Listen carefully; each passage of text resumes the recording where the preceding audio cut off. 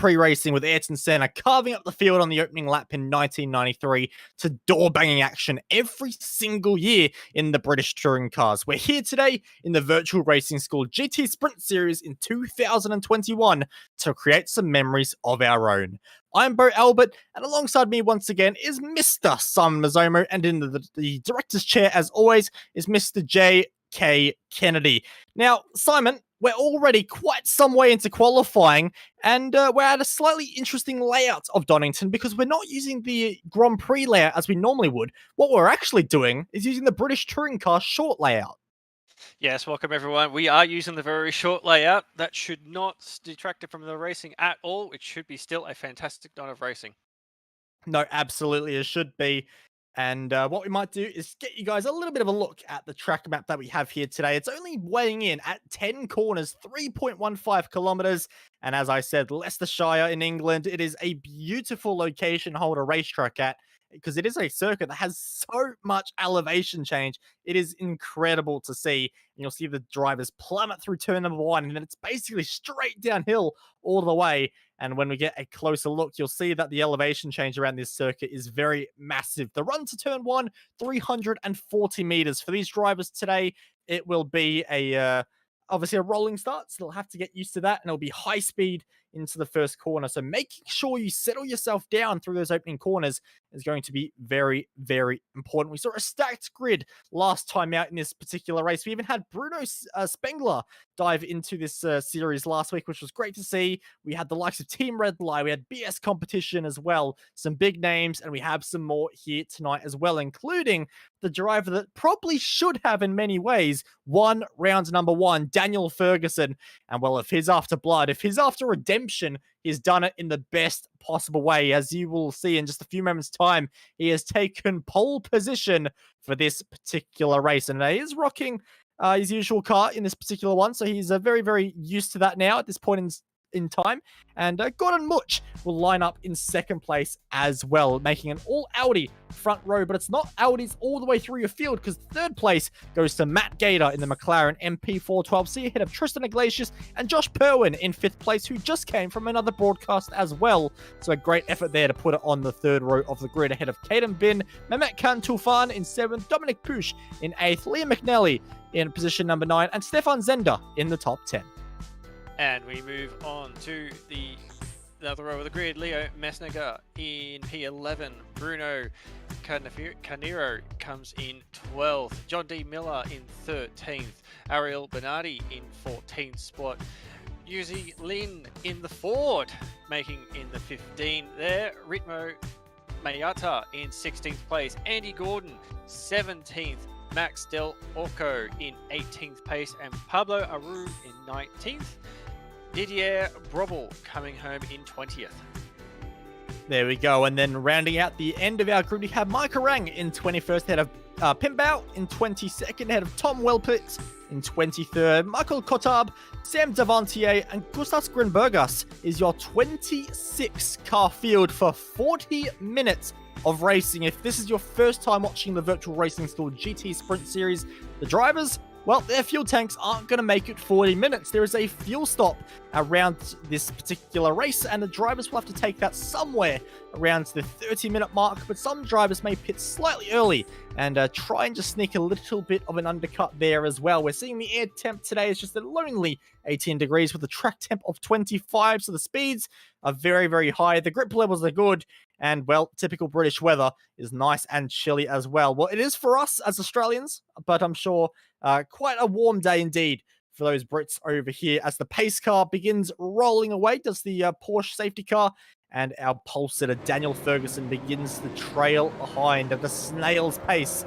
as they prepare for this particular start. And I'm just looking at the grid, and something funky's happened to Gordon Much. Your second place driver will not be taking the start. So what that now does is puts fourth place Tristan Iglesias onto the front row. So he's been gifted a position ahead of Matt Gator, who will stay in third place. So a very shambolic, a little bit of a drama to start off this particular event. And, oh, man, every round's been drama. We saw drive-through penalties in round 1. We saw drivers running out of fuel in round 2. What does round 3 have in store for us? I can tell you what it does have. A very early start. He's had to jump on the brakes as Daniel Ferguson to not pass the safety car. Lucky to not check the field up as they all stream their way in towards turn number 1. It's a big dive from your Lamborghini of Caden Bin, who now rotates one of the McLarens. That's Matt Gator, who's lucky to avoid everyone else as they all funnel their way through. But it's a great start from Caden Bin, who started in 6th place, is now harassing 2nd. Yeah, that was a very good start. Very early jump by Daniel Ferguson, so lucky to not get himself caught out there, but they still managed to take good care of themselves, actually spreading themselves out. But yeah, that contact early in turn 1 is not going to be good for Matt. He's going to be ruining that one. As you can see, they're following them around now, heading up towards the back straight. Field stretched out nice at the moment. There's a few little battles starting to form in the back of the field. Everyone's sorting themselves out. There's a little bit of push and shove back there. See Mike, Eric having a bit of coming together there. So as they come down the back stretch, heading into the chicane known as Goddard's. Now this one's going to be a hard braking corner. Try and carry a lot of momentum through here, and as they finish their first lap, so far so good. Yep, so far so good. I want to direct your attention back to about 14th place at the moment. Yancy Lin is having a massive ding-dong battle at the moment with an Audi of Andy Gordon, who goes around the outside. Contact behind Micah Rang goes in contact with Pim Bao there, who has a lot of damage to the front of the Audi and big damage to the side of Micah Rang's Audi as well. So 2 of the Audis have been involved in a large amount of strife right off the start. Motor simulation replay up on screen. It was a big battle. It had been going on for so long, and unfortunately, eventually something had to give, and it did. And we're just looking at the line now and seeing what happened. And there was contact. The Ferrari there, I believe that might actually be Pablo Rujo who actually provided that contact there. Sadly, just spinning that driver around, and big damage involved for all. As we head back up to live pictures in just a few moments' time as the field begins to spread themselves out. But Tristan Iglesias is struggling just a little bit. And Caden Bine for Movano Racing is providing a lot of pressure. Looks up the inside. Can't do anything with it though. But what this is now doing, Simon, is allowing Ferguson to break away. Meanwhile, everyone else gets sort of caught up in a bottle. Yeah, a little bit of that bottleneck forming at the moment. It sort of sometimes this track does lend itself to it. It's sort of got a few really good passing spots if you're 100% committed to it. You sort of set it up, you can get the job done. You can see a few cars going off the track at the moment, pushing the absolute limit. But yeah, we've sort of got that little bit of a bottleneck forming. And there's a big move right there up into 2nd, I believe. That'll be the car 6 of Caden Bin, who's gone up into 2nd. A really nice move. Looks like he got that done with what we call Matt Neal's favourite overtaking spot, so he must be taking some pointers from that one. So as they run down to the back straight, you can see also in the background, Metken Tufan also having a bit of a look as well. So this is really developing from 2nd backward. It's really developing into a big fight at the moment. Absolutely. Goes all the way back to 11th place Leo Masana at the moment. So a lot of drivers involved in this fight, which is great to see. And Tristan Iglesias, getting passed around the outside by Caden Bin. A great move there from the Movano driver. And this is the first time in this series we've really seen a Lamborghini being able to hold the pace at the front. I did a balanced performance video myself, and the Lamborghini was very strong around this kind of a circuit. So can Caden Bin hunt down your race leader, who has escaped by the margin of 2.3 seconds? And can Tristan Iglesias, Josh Perwin, Dominic Push, can all of these drivers try and stay with them as they continue to round out lap number 4 at what is a very short circuit at just 1:04 lap times? Yeah, I'm just having a quick look at this at the moment. The top 16 cars, only one of them is a Lamborghini, so it's very, very heavily leaned towards the Audis at the moment, which sort of makes sense. It's the Lambos, the Audis tend to favour the short, sharp circuits. They're sort of a very mobile, very nimble in those sorts of things. So, you know, obviously this track's feeding, supporting them very, very well. But yeah, to do the job he's doing at the moment with the Lambo, doing fantastic. And the times in that spread are pretty good. Like at the moment, Ferguson's sort of setting the pace, but then you look at the lap times, you know, from back down to 10th, they're all within about 1 or 2 tenths of a second. So, you know, everyone's running the same pace at the moment. So yeah, it's just really good at the moment. Stefan Zender has just thrown it off the road in a big battle. He was fighting for so long to get past Liam McNeely and wasn't able to make it happen and ended up having an off all by himself. So both those drivers running into the dirt at some point in this race. And in the end, the Vila Racing Team Euronics car actually came out worse and has found themselves dumped down the order as well. So that's unfortunate there, as Ariel Bernardi is under a lot of pressure at the moment while trying to get past the driver of Liam McNeely, who is just holding up a little bit of a train himself. So these drivers are getting very feisty, as Bernardi almost into the back of McNeely, into that final chicane, trying to get the run down this front straight. But the issue is, turn one isn't the biggest braking zone. So if you're going to go for a move up the inside of a driver there, you've got to be, you know, alongside, well and truly out of the corner. Absolutely, and it also helps that the corner actually sort of it tightens up as itself as you go through it. So you'll notice you'll take a very wide, very late apex turn. If you try and pass someone there, you kind of inadvertently try and squeeze the guy on the outside. So you've sort of, yeah, as you say, you've got to be well committed and well alongside them before you even try and make the move there. Otherwise, you can unfortunately rub panels with the guy next to you, which, yeah, if it goes wrong, it doesn't work out well for either one involved. No, absolutely not, as we turn our attention back up to the top four at the moment. Well, I should say second, third, and fourth, because this definitely does not include your race leader, who continues to check it out front. But Tristan Iglesias, a little bit of a nervous start, I would say. He started in fourth place, or was supposed to, got promoted up to second by second place on the grid. Gordon Much, unfortunately, not being able to take the start, and is now setting fastest laps of the race. But for Tristan Iglesias, he was very slow in the opening few laps, but is now developing, and is now able to hold up with the likes of Caden Bin in front. But we're seeing drivers with a slowdown. Look at the checkup it's creating in the mid-pack as everyone dives towards turn number one, as Tom Wilputz makes contact with Sam Devontier through turn number one, and Gustav Sprinbergers is going to try and make a little bit of a move up the inside here as well.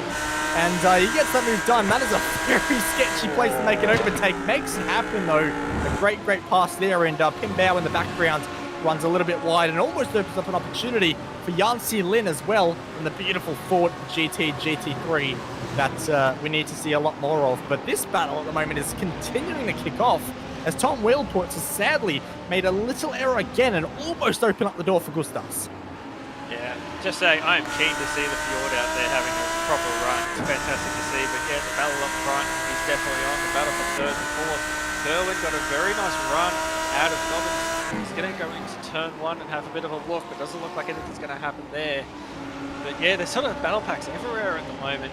Everyone's having their own little sort of scrap, but there's sort of this pack that was formed at the start from second backwards. It's definitely seemed to have spread itself out. Everyone's finding their own little bit of a rhythm, and people are starting to sort of find what they have underneath them. Obviously, the fairly long distance race, you know, the tyres, depending on what setup you're running, the tyres may start to go off or come back. It's gone massively wrong for Didier Brobel. Sorry to cut across you there, son, but I saw that coming from a long way back, and I thought, don't do it. It's only going to go wrong. And sadly, it has happened for Didier Brobel, who rejoins onto the circuit once again. And what you're going to see here on your Motum Simulation replay is a poor exit for the car in front, and Didier was just closing. And in all fairness, he did commit to the move nice and early, but that is not a corner you make a move. It's not enough of a braking zone. And sadly, what he's done, taking the tighter line, has put himself on a very awkward angle into the corner, and the Audis don't like that, especially coming off the brake pedal. So that has rotated him around and dropped him now on my timing screens to stone cold last, unfortunately. So a very costly error, and that is not going to help him in any way, shape or form, as Gordon Much continues his charge up the order. Of course, started second, or was scheduled to start second in this race. Sadly, wasn't able to make the grid and has thrown himself right down the back of the order. But now the fastest car on track at a 1:03.6 as his fastest lap. That is quicker than anyone else has been, and he is going to make a tear through this field now, Simon. Yeah, it's really good to see. When you put it on the back foot like that, it's a bit hard to sort of keep motivated and see what's going on. Yeah, it's really hard to sort of keep motivated and try and get back into the race. So good on him for sticking it out and trying to do what he can. And like I said, his pace at the moment is just phenomenally well.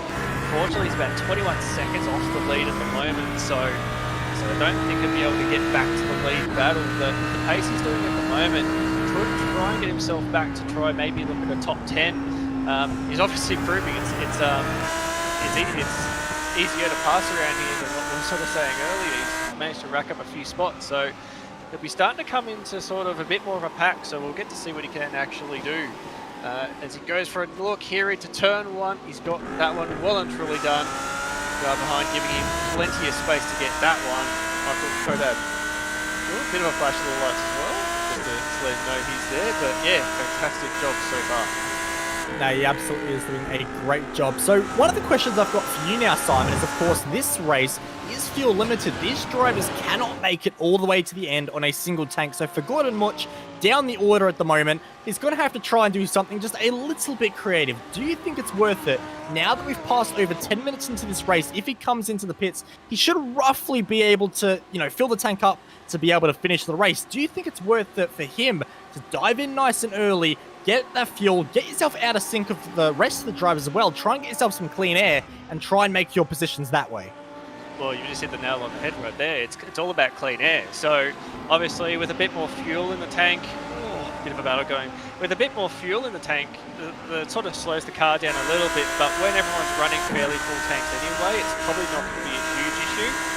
It's just going to be more where he ends up. If he ends up in a situation where he takes a stop and he ends up in traffic or anything else like that, it's not going to be worth it. You might as well just keep trying to battle your way through the field and see where you can end up. But if the pace he's got at the moment holds up and he can keep doing that longer into the stint, then absolutely, that strategy could work out for him. Could pass a whole bunch of cars through pit strategy as opposed to having to do it on track at the moment. As we're seeing for the moment, the very close battles, there's a lot of people sort of jumping over each other, trying to get a spot, trying to get a pass done.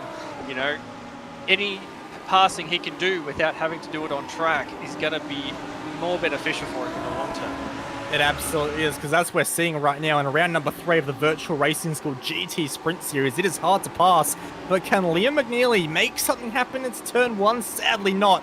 Like we said before, it is only a short braking zone, so this trio, I say trio, it's 5 cars finding their way around this particular circuit, still looking for a way to make a move on one another, but there's no obvious places to make it happen at the moment. So the drivers of Carnero, McNeely, Masana, Zenda, and also Del Orco, all of these drivers are just stuck looking at where an opportunity could be, but none of these drivers are cracking under pressure. They're all holding their nerve, they're all driving exactly to their lines, they're hitting their apexes, getting their braking zones, getting their corner exits, all absolutely spot on. So it's not opening the door for anybody. They're all just kind of stuck in this really horrible stalemate. As a driver, there is not much worse than that, as we're seeing a little bit of chaos. Yeah, just noticing Tom Wellputs has gone off. There's a bit of contact in the rear corner of the car. Didn't quite catch what happened. Hopefully we might be able to grab a replay in a second. Just as I say that, modem simulation replay. You can see there's a bit of a look here. You can see that Sam Ventia, yes, having a look at the moment. He's all over the back. He's almost giving him Morse code, as Neil Crompton would say. As you can see, they're heading up to Matt Neal's favourite pass, and he's straight into the rear bumper. I don't know if he's misjudged that at all. It's easy enough to do when you're really right up behind someone's rear bumper. If you can sort of lose sight of where your braking zone is, it's very easy to do. Have another look at an onboard, and oh, that does not look good for Sam's point of view. I think he might be a little bit disappointed with that one. Could have avoided that one. You've got to be careful riding that close, when you get to the braking zone. So unfortunately, I think Sam might have to cop a slap on the wrist for that one. Absolutely, at the same corner as we go live, as Gustas gets almost pushed off the circuit by Gordon Much now. Our second place in qualifying almost does the exact same thing as Sam Devontier. I also wanted to comment that Sam himself got a passed by a lot of drivers at turn 1, so he'd throw it down the order. There's a little bit of karma himself. But this battle pack has gone from being nice and calm, nice and chill, to absolute all-out war at the moment. These drivers are throwing each other around as John D. Miller dives into the pits to be one of our pit stop takers. But we're going to get a look at Gordon Much, who wanted to go for the move. He wanted to do the exact same thing. And sadly, just the smallest touch into the rear right quarter panel forces the Lamborghini right off to the circuit. Lucky not to dive into the grass. But that's a lot of positions lost there for Gustav, which is a shame to see. as John D. Miller has now completed his stop at 12 seconds roughly, and will now exit the pit lane and rejoin in what looks to be clean air as well. So nice little pit stop cycle for him, and he will continue that charge. As another driver on a charge is Matt Gator, who is trying to find a way past Pablo Rujo at the moment. These guys in a big scrap heading onto the back straight in just a few moments' time. Matt Gator, of course, started third in this race, spun at turn 1, making a comeback and making a good one at that. He's got plenty of speed in the McLaren, but around the outside of the chicane is a long way to do it. But what can he do on the exit? Because Pablo has compromised himself a little bit. Is this the run that Matt Gator needs? He's closing. He is closing. That McLaren has plenty of acceleration. Does it have the braking into turn 1? Well, he doesn't really need it. It's made pretty easy in the end as Pablo flies the white flag and will let Matt Gator go flying on through. That was a fantastic move. He made the single pretty early on. He was going to have a look. I said the top speed on that McLaren, even in such a short straight, was able to take full advantage of it.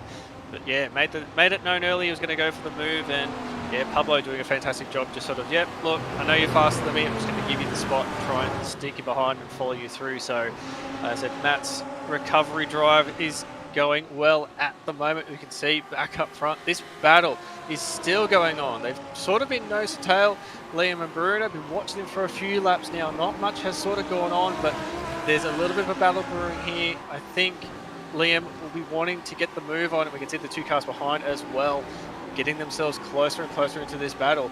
As I said, this is where, like I said, we're coming back to a 23-minute mark. This is where the pit strategy we keep talking of.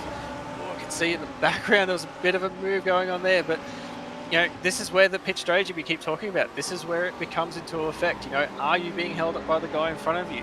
Can you find a bit of clear air if you take your pit stop now, as we saw earlier with John D. Miller? He got out into clean air. So can one of these guys make that same position? Go for the pits, try and find some clear air, try and make spots up that way. Well, one of these drivers is going to have to do something, aren't they? Because they're all just still locked in this stalemate. They're all just kind of sizing each other up, but they've got nothing. They've got no boxing gloves. There's nothing to brawl with. They're all just out of options. They're all just stuck following one another lap after lap. And if you heard me a little bit concerned, it's turn 1. It was Matt Delorco just getting into the back ever so slightly of Stefan Zender. So maybe getting a little impatient behind the Bueller Racing Team Euronics car, who, of course, last time we saw a Bueller Racing Team car in this series, this season, of course, was with Sven Haas at Spa-Francorchamps in round number 1, and that was a great effort there, and a massive dive from Max Del Orco. That was 4 postcodes and a country back. That was a massive dive. He made the apex, he gets the position, and if he can cover up the exit speed, which I think he has, that's already my move of the night. That was sensational. I think Stefan was sitting there in a bit of disbelief. I can't actually believe he said that. He said, I came from another freaking country. How you've actually been able to get in there and pull that up. Like I said, it's a corner that just tightens up on you. It's very easy to run wide. He's pulled it up beautifully. So, yeah, definitely pass of the night right there. That was absolutely brilliant. As we go back up on screen to Mermit Khan Tufan in position number 6 at the moment, being harassed by Ariel Bernardi. And they've got Dominic Push just a little bit in front as well. But look at this, Bernardi with a much better exit than Mermit Khan. And he is going to go right on through. This will not be quite as exciting. It's a turn 1. Mermit Khan has to sadly throw the white flag and let Ariel Bernardi slide on through up into that next position. So a great effort there from Ariel, who is now finding himself 8 spots higher in this particular race at this time as Sam Devontier. Some might say it's karma, some might say it's a spin at the final corner, and sadly not even a little bit too far past the pit entry, so he can't even make his way and to take a pit stop and make advantage of that situation. So he's lost a lot of time down to 22nd as Sam Devontier modes some simulation replay up on screen. And what has happened here, I can see Pim Bao behind, I think that is apologizing in the game chat, and that's a big corner exit speed difference. I'm a little bit confused because Sam didn't particularly look like he was angling the car towards the pit entry. I think it's a little bit of an odd one. We'll get another perspective on board with Pim Bao. Oh, he got on the curb. He completely compromised his exit speed, and that is why there was a big difference in exit speed for Pim Bao and Sam Devontier. So that explains that. And for Pim Bao, he's apologized in the game chat, but I really don't know how much more he could have done with that. In that situation, you can't really do much more. Current settles itself on a curb like that and checks off like he did. You know, we try and avoid those accidents where possible, but yeah, you just can't. In that point, yeah, there's not much you can do. You try to get out of it, but yeah, unfortunately for Sam, that's just another unfortunate one for tonight. Has been a bit of a shocker for him at the moment, but you can see just having it look back up, Max Del Orco and the battle pack that's going on up here. It's developed into a bit of a three-car train at the moment. Bruno's just holding on at the moment. Liam has been getting a little bit more aggressive. Ariel Bernardi has gone around one of your drivers in 6th place. What that was triggered by was Dominic Puig had run wide at turn number 5 and it completely murdered his exit speed. Ariel was able to slide up the inside and the two touched that mid-corner. Ariel was putting a big squeeze on there on Dominic Puig, trying to get that spot away. The two met in the middle. You can see Dominic way off the circuit. Big exit speed advantage for Ariel. Side by side, he tries to go a little bit wide and the contact was made and spins the Audi around. And he has dove immediately into the pit lane as well to get service on his car. Another unfortunate contact in this race sends an Audi around. Those cars, they might be very fast, but they are fragile. Yeah, that is a very good job. Go back and have a look at that replay a couple of times. I can't quite make out what's happened there. It's like maybe it was just a bit of wheel-to-wheel contact was enough to do it, but yeah, it's such an unfortunate incident to happen. It's look at Stefan Zander at the moment all over the back of this car. As you see, it looks like Bruno's actually dropped a couple of spots actually. I have to catch up and see what happened there. He's lost 2. So yeah, something's happened while we're at replay, but so this is obviously allowed Max and Liam. Liam has been looking for a fair while to sort of try and stretch his legs. He's got a lot of pace in the car. We can see another car off. Didier Brubel off the track as well. I think that's his second off for the night.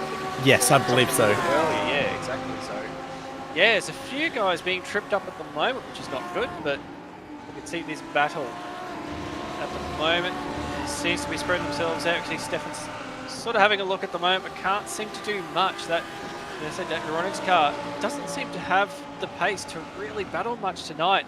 He's got the pace to stick with the pack at the moment, but yeah, just can't seem to get the moves done. So yeah, it's not good when that happens, when you sort of feel like you've got the pace to be able to do something, but just can't get the moves done.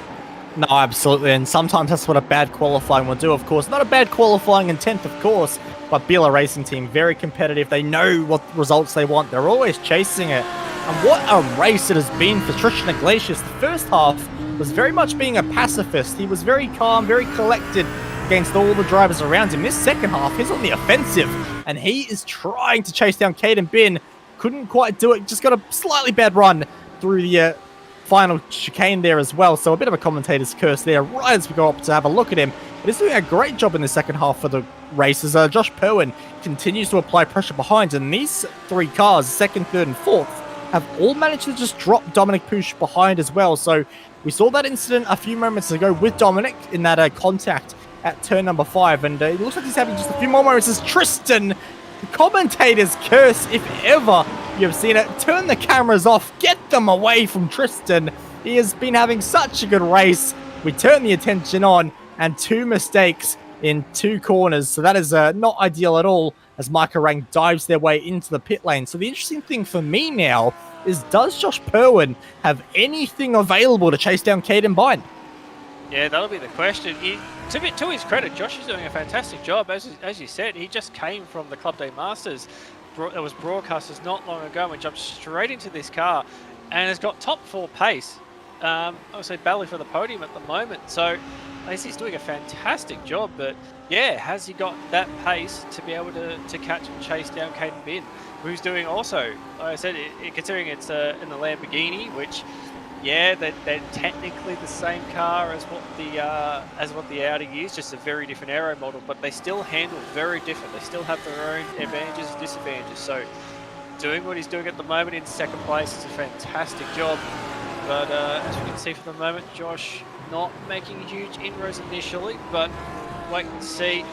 Pit stops will be coming up soon, so we'll have to wait and see what he's going to do in that respect. If he's got any pace after the pit stop, sometimes people may find that after the 2nd pit stop, when they get a bit more weight back in the car, and it sort of settles them down a little bit for them, and they generally may have a bit more pace after the pit stop. So yeah, we'll just have to see. It's coming up shortly, so yeah, there's not much you can do except just wait and see how it happens.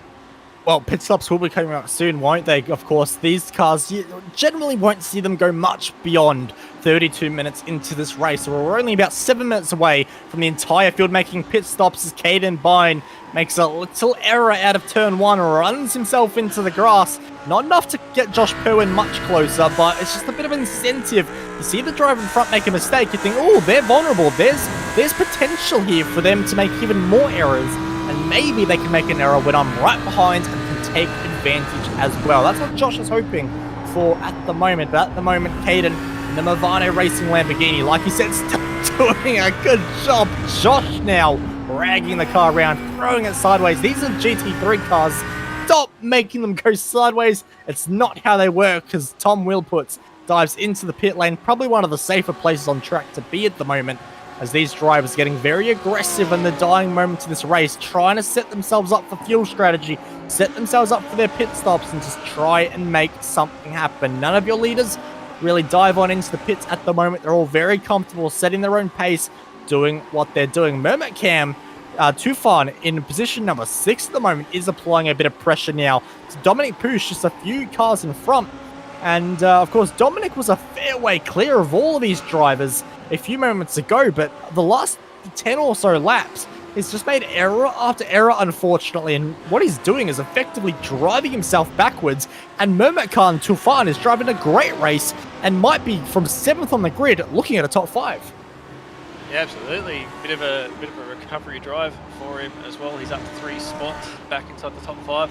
Also noticed too that last lap, Max Delorca set his personal fastest lap of the race last time round, and he is all over the back of Liam McNeely at the moment.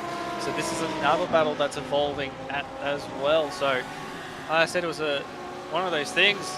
Early stint, late stint, everyone's cars have sort of got where they're better over a race stint. We're starting to see that at the moment. The guys who've got a bit more pace later in the run. As you can see, Max makes a run for the lane. There's a few cars making a run for the lane as we speak. Yep. Pit lane activity is firing at the moment. Yep, and one of those cars is your race leader in Daniel Ferguson. Tristan Iglesias from 4th in the pits as well. Bruno Carnero in the pits. Ratomo Miata, Matt Gator, Max Delorco. They're all diving into the pit lane. It's a hive of activity at the moment. Race leader rejoins on circuit. They've got clean air. Brilliant news for the Pure Sims car, who was looking for redemption after losing the race win in race number 1 of the season. But Tristan Iglesias has found his way past Caden Bine, so the pit stops were actually absolutely identical, just about within a 10th of a second. Caden Bine was a 10th faster than Iglesias, but somewhere has gone wrong for him in the pit lane itself. He has lost 1.4 seconds compared to the Audi in front. So despite having a faster pit stop, he might have been too conservative on entry, too conservative on exit or something. I don't quite know, but something for Caden Bine has not gone right as Josh Poo and Mermit Can Tufan and a whole bunch of others dive into the pits. And I heard my director exclaim, and I think what we're going to see is Mermit Can Tufan having an amazing pit entry in just a few moments' time on the break. Oh, that's very close. That is very close indeed. Hello, number 8 car. How are you doing today? Those are some nice green wheels. Lots of attention to detail there for you as Mermit Can Tufan can study every detail. Look at that. Josh Perwin rejoins almost right into the middle of Caden Bine, trying to make a move on Tristan Iglesias. So what this has done now has meant Josh Perwin is continuing to hunt down Caden Bine at the moment, but the gap's come down. But crucially, Tristan Iglesias, who started second out of one of our drivers not taking to the grid, has found himself back into second, but now maybe has to defend against 2 slightly faster cars. Yeah, it just dropped back into, like I said, was doing way out in front, doing a fantastic job. But now the way the pit stop cycles have worked, he's found himself in a bit of a battle. So just trying to siphon through some of these pit stops at the moment. There's a few guys that are going forwards and backwards at the moment. So everyone has been at the moment, but yeah, it looks like a few positions have gone up and down. Gordon Mulch is the last one in the pits at the moment, so that means Daniel Ferguson will return to the lead of the race. But yet you can see the battle is on. Tristan Iglesias is going to be needing to defend a little bit. He's not at the moment. Caden Oh, he's done a fantastic run. He's got that thing rotating through the corner very well. That Lamborghini has pace, and he's definitely going to show it at the moment. He's going to do the run down to the hill. Cars get have a little bit of attitude when they come into this part of the section. They get unloaded. You can see Josh in the background as well. He wants to have a go at this one as well. He was on the podium before. Now he's dropped back to 4th. So I said it's a fantastic job they've done so far. But yeah, Tristan's pit stop, like that's pretty much set him up for this at the moment. So, but yeah, it's going to be a good battle towards the end. It absolutely will be, but what is going to happen between these two? It is on for young and old between these two. Caden is hunting the prey is in front. He's looking to the inside, but the chicane is not a place you want to dive up the inside. Much better exit forming at the moment, though. He gets a little bit of wheel spin. The traction control of the car biting the entire way as he tries to put his right foot down. It is firmly to the floor at the moment. And now it's hard on the middle pedal around the outside of turn number 1, but the door will shut every single time. And Iglesias, he tried to shut it, but he shut it gently. He didn't slam it in the face of Caden. The politeness is still here. The drivers are being kind to one another, but you can bet it's going to go off for young and old. It's gone off for Caden. It's gone off for Josh. It's gone off for Tristan. They're all off, and Dominic is going to go side by side with Perwin. Around the outside, it's brave, it's risky. What's going to happen on the corner exit? Perwin's going to shut the door, they touch, and it's almost another car spun around. He shuts the door now, so it is Perwin second, push third. Mermacan Tufan is fighting at the moment. He's 4th place. He wants 3rd. It's right there. He uses the draft of the Australian livery car. Look at Liam McNeely. He's looking up the inside at the chicane. They're side by side, and it's a big dive. Mermacan Tufan backs out. Max Del Orco now gets the exit. He wants to make a move. This is absolutely kicking off with just 8 minutes to go in this race, side by side.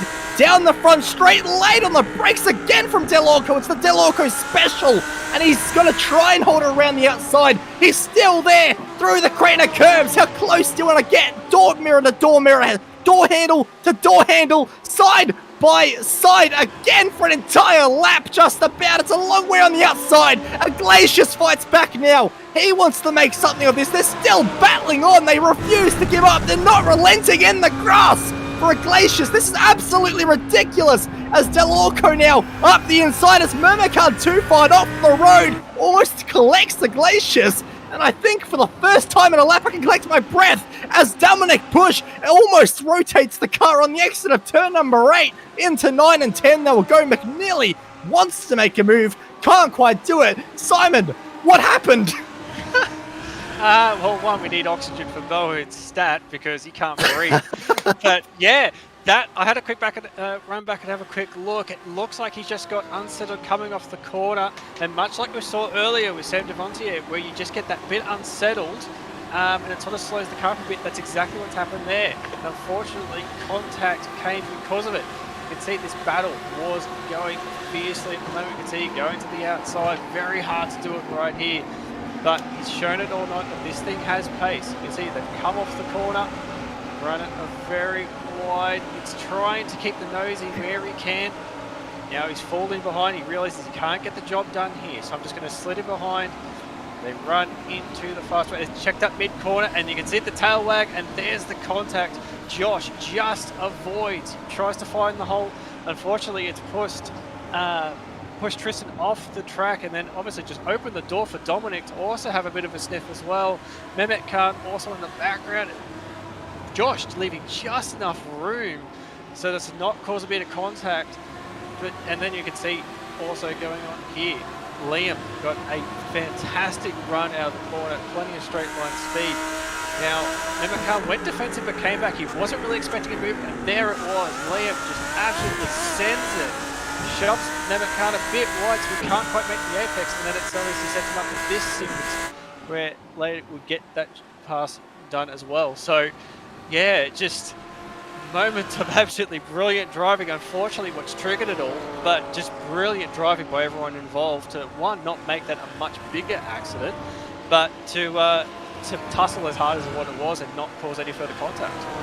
So it was fantastic driving from all the drivers involved. They did brilliantly. They all gave each other as much room as they could in the circumstances given.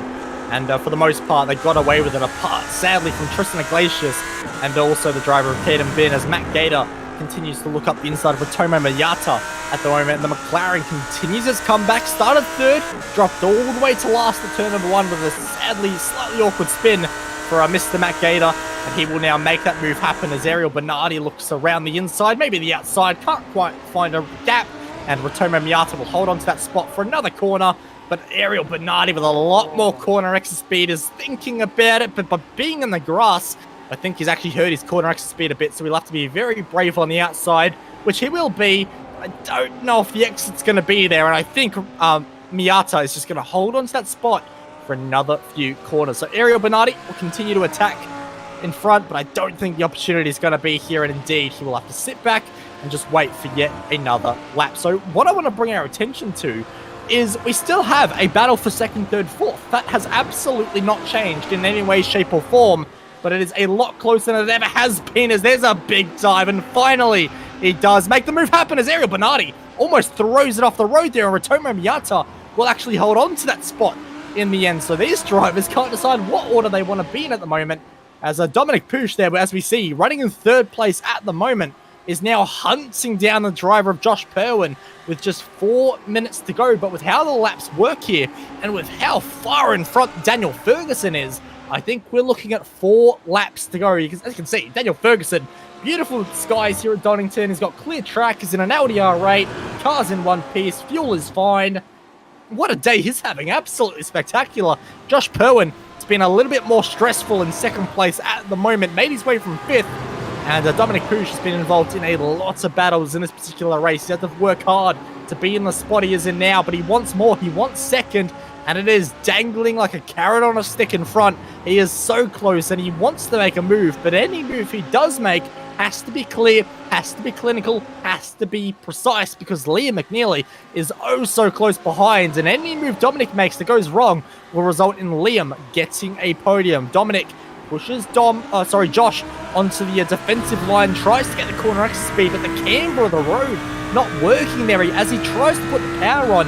The car is actually sliding downhill slightly there, and what that has done has meant the traction control kicks in very violently in these GT3 cars, and that eventually kills all of his exit speed. So once again, Dominic probably has the pace on Josh right now, just can't do anything with it. That's the issue right now. All of them are running very, very close together. That last lap, Dominic was about 2 tenths faster, only 10 slower was Liam. So obviously the two cars, you can see them side by side at the moment.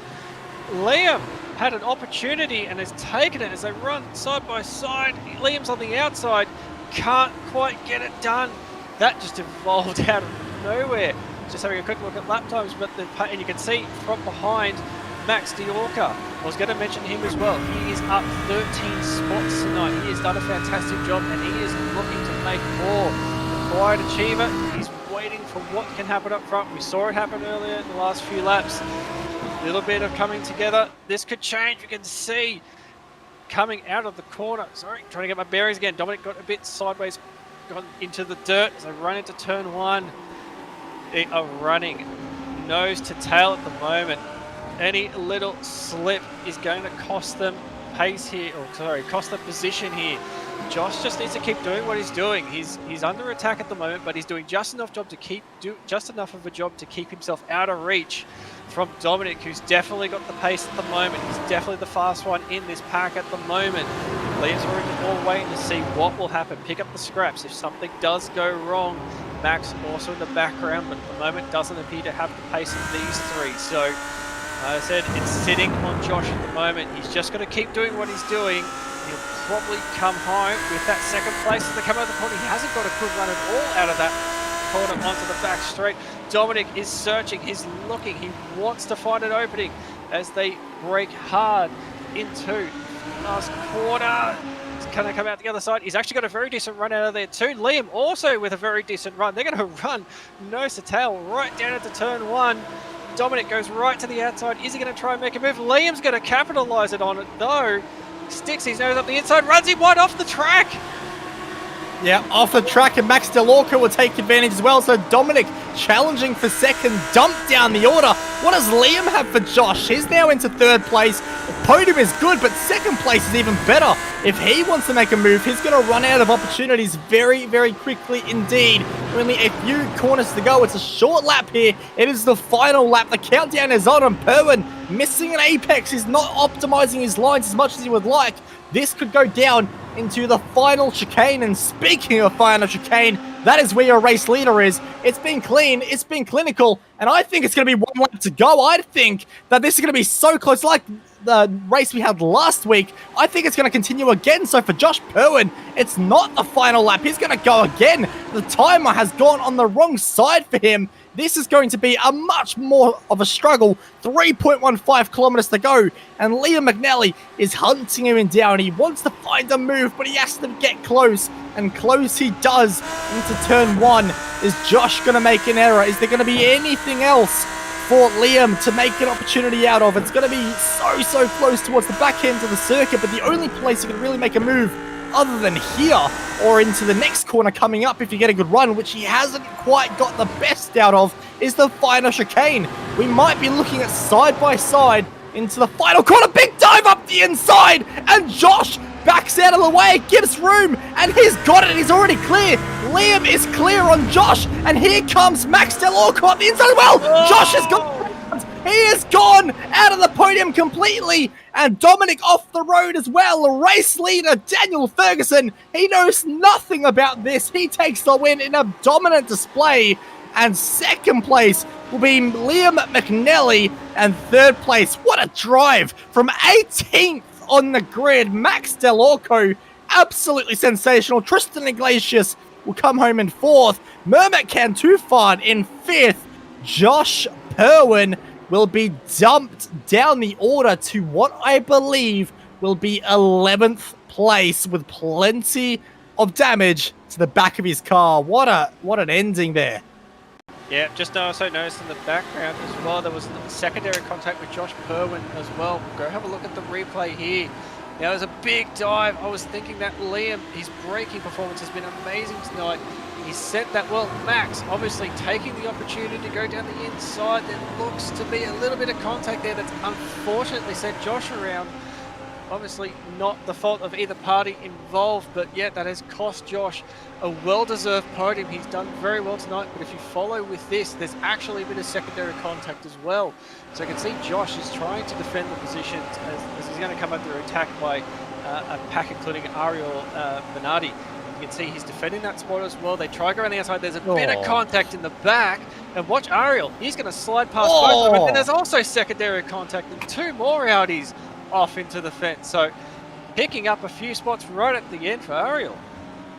Our drivers all over the road and some very unsafe rejoins. This race absolutely kicked off in the dying stage. You can see 3 stages of contact there, and we're about to hit stage 4 as well. The drivers, the driver there, I believe that's Andy Gordon, nothing he could do. Of course, the car, once it's in the gravel, there's no grip. He's not able to control where he's rejoining at that point. And sadly, Ratomo Miata was the driver on the wrong place, wrong time, and we'll get turned around there as well. So we'll get your results up on screen, and I need to read these results very clearly because I don't know where anyone finished because everything changed in the dying laps, but nothing at all changed around Daniel Ferguson. 41 minutes of racing. He started from pole. He won the race. He led every lap.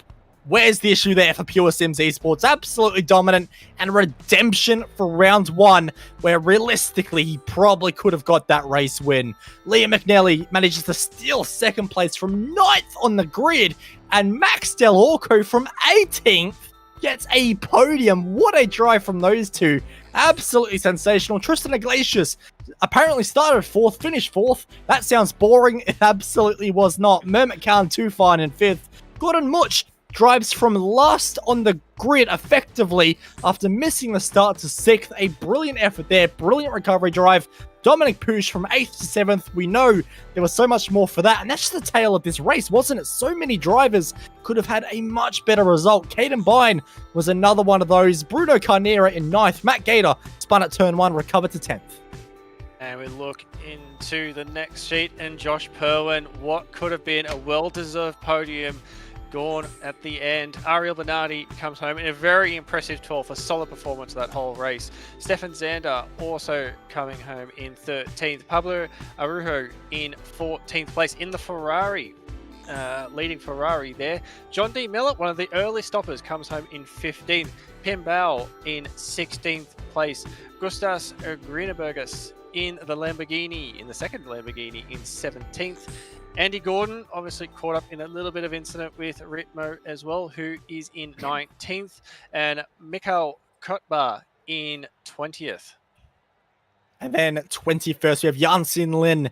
Of course, the Lonely Ford GT comes home in 21st. They had a Micah Rang, Sam Devontier, who had a bit of a battering and bruising race tonight, as did Tom Wheelput. Didier Brobel was off the road twice, and Leo Masnaga sadly just had a lot of issues himself. So it was a tricky race for many. We knew Donington wasn't going to be easy, and it didn't disappoint either. We've had 3 races and 3 absolutely ridiculous finishes. We had round 1, all the drivers get drive-throughs. Round 2, how many laps is the race? Round 3, who stays on the track? What is round 4 at Road America going to bring? I'm not quite sure, but it is surely one you do not want to miss. The Virtual Racing School GT Sprint Series in 2021 is kicking off in an absolutely massive way. I'm Bo Albert. On behalf of Mr. Simon Mazzomo for joining me in the commentary box tonight, and of course, Mr. Jay Kennedy in the director's chair, thank you all so much for watching, and we will see you next time at Road America for round number 4 of the VRS GT Sprint Series.